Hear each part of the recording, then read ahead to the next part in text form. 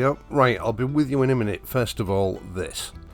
Right, if I can just take one moment of your time before we get started, please leave a like on this video and subscribe to the channel if you're not already a subscriber.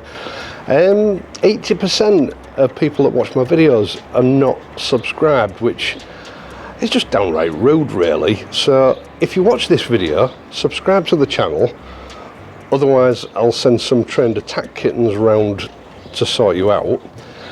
And if you do subscribe, ensure that your notifications are enabled so that YouTube will update you whenever I upload a new video. For some reason, people keep getting unsubscribed from the channel all the time. I don't know why, but just check your subscriptions, not just for this channel, but for all channels from time to time to ensure that you are still subscribed. Thanks very much.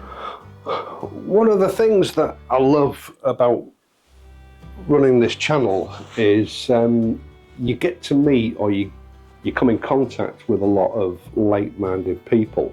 Not just motorcyclists, but people that appreciate other things as well, mechanical watches and a fine pair of boots, because there's nothing quite like a well-made English handmade boot. If you remember last year, I think it was February 2023, I produced a video on the Loake Sedba boots, which I pronounced Sedba wrong all the way through the video, and everyone reminded me, and I had no excuse really, because I remember having a similar conversation with my late father while we were there once in my youth, where he explained to me how you pronounce Sedba. I pronounced it Sedberg, but it's actually pronounced Sedba. Now, on the back of that video, which surprisingly did quite well, I spoke to Loake about another pair of boots. Now, I wasn't looking for any free of charge. I was looking for some advice really on what they thought might be suitable, bearing in mind the remit of this channel. And they suggested the BEDALE boot. Now, for you Americans, that's not BEDALE, that's BEDALE. BEDALE is a market town in North Yorkshire that I know very well. It's actually part of my route into North Yorkshire whenever I visit the Yorkshire Dales.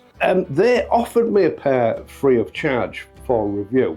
And the thing about the BEDALE is that whenever you speak to anybody about Loake, the BEDALE is the model that always crops up in the conversation. Anyone that appreciates good quality boots seems to have at one point owned a pair, or they've had a pair for years. I think it's got to be one of their most popular boots. In fact, when they actually offered me these boots, it took from about March time until November for them to actually supply me with a pair, because in my size 10, they just didn't have any stock. They couldn't keep the stock in, and it wasn't until November that I actually managed to get hold of a pair.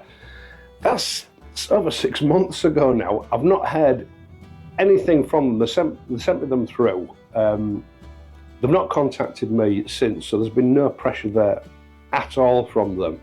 But I just thought I would make it clear, these boots were supplied by Loake to me free of charge for the purpose of a review. Other than that, they've expected or asked for nothing else from me. Now, on the back of that, I have actually purchased a few of the Loake products with my own money, including another pair of boots, which I will show you later in the season, socks, and a shoe cleaning kit. Now, these particular Loakes are one of their newest versions of the Loake BEDALE. These are not brand new. I look after them. They're kept in the box. I use shoe trees. I've walked at the very least about 200 miles in these boots. I've worn them a lot. I do look after them like all my things. You know, they're kept clean. They're not hammered, but they are looked after. And I do keep shoe trees in them, which has kept the vamp in really good condition so far, despite all the wear and tear that they've had. They're made from what appears to me to be a very tight-grained calf leather.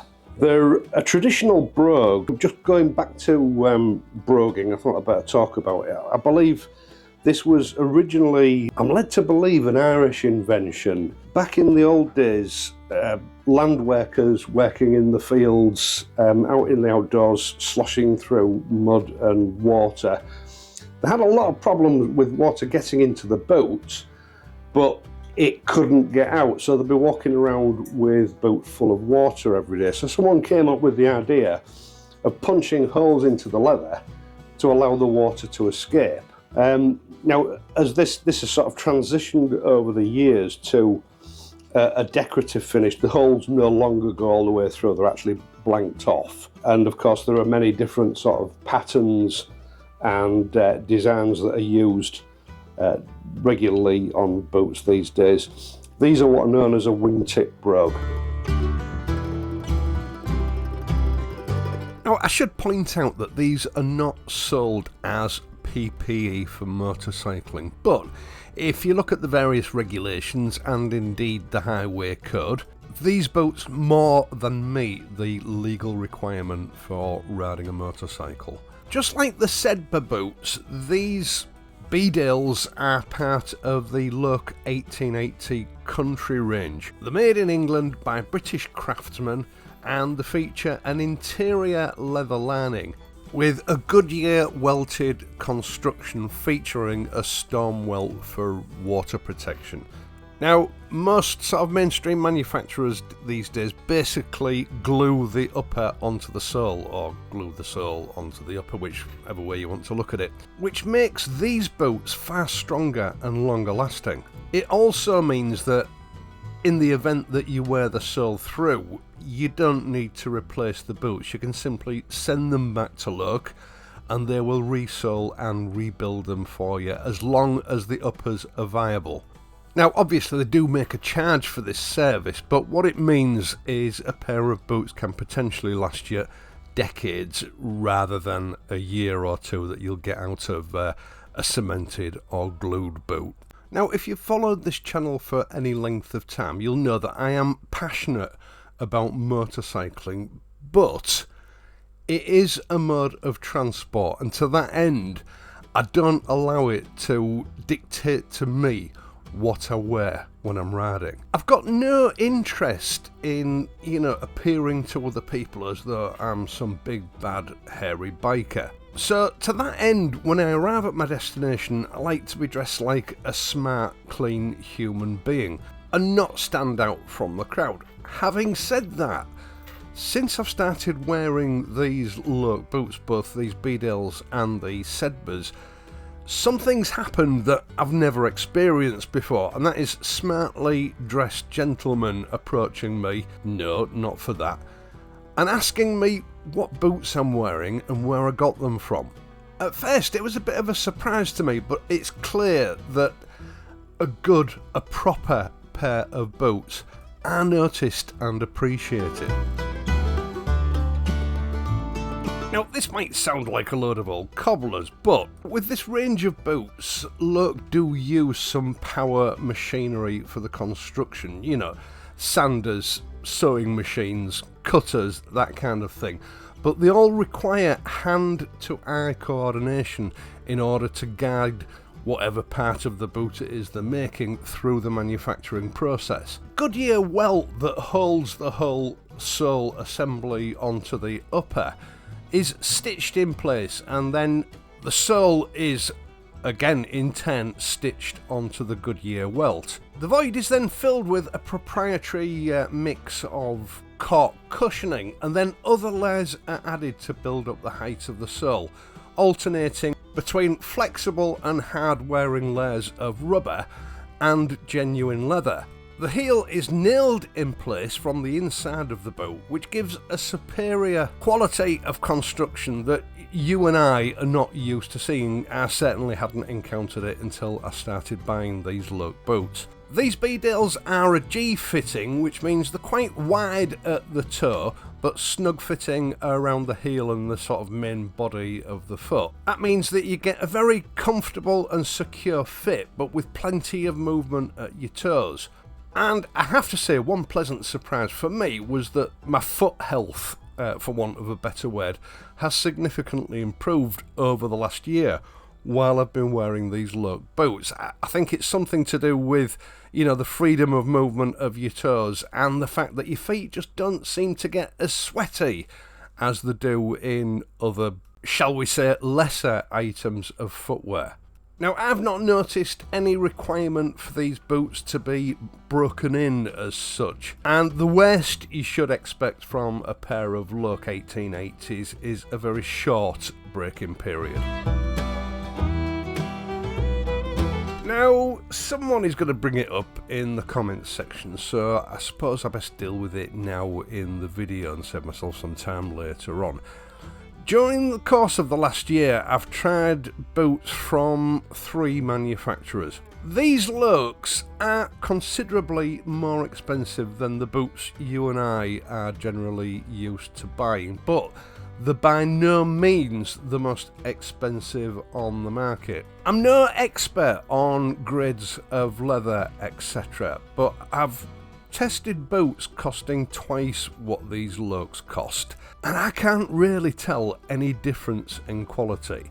It seems to me, you know, with Loake boots, you're getting good value for money in that you're getting a handmade product at a reasonable price, and then the higher up the sort of price ranges you go, it becomes an exercise in diminishing returns. You don't seem to be getting much more for the extra money that you're spending. There were 2 reasons, or maybe 3 reasons, for me purchasing my first pair of Loake 1880s. One was that for the first time in my life, I wanted a proper handmade quality boot. Secondly, I'm a little bit tired of buying products that are basically feeding foreign economies. Here in the UK, our craftsmen are disappearing year on year as the manufacture of goods are shipped out to other countries where, you know, labour is much cheaper. And let's face it, the quality isn't always what it should be for what you're paying.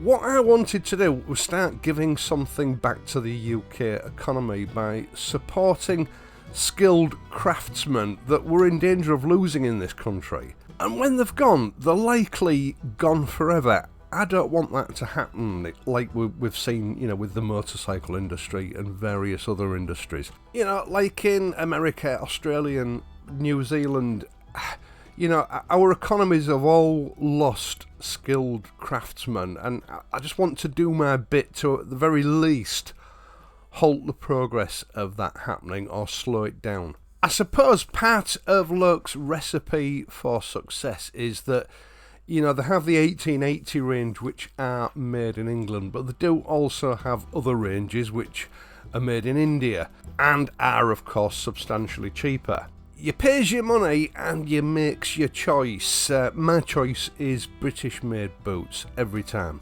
Right, once again, thank you so much for taking the time to watch this video. I hope you found it useful. If you have, please leave a like and subscribe to the channel so I don't have to send those kittens round. You can, if you want, also support the channel in other ways via my Patreon page or via the super thanks button down below. Either way, it's much appreciated.